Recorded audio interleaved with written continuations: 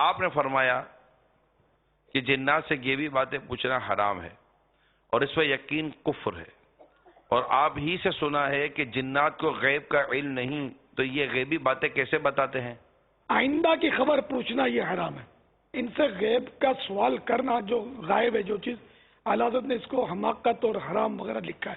اور یہ اگر نظریہ کہ یہ علم غیب رکھتے ہیں جن تو کافر ہو جائے گا، کیونکہ قرآن کریم میں اس کی نص موجود ہے، دلیل موجود ہے کہ جنات جو ہے وہ غیب کی خبر نہیں رکھتے.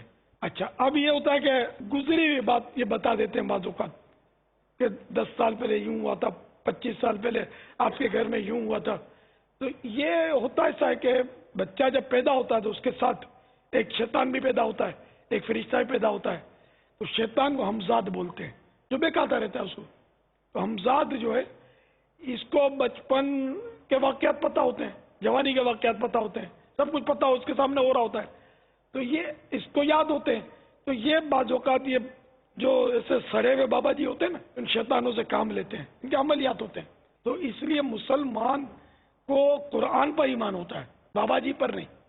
قرآن پر ایمان ہے، الحمدللہ ایک ایک حرف پر ہمارے ایمان ہے.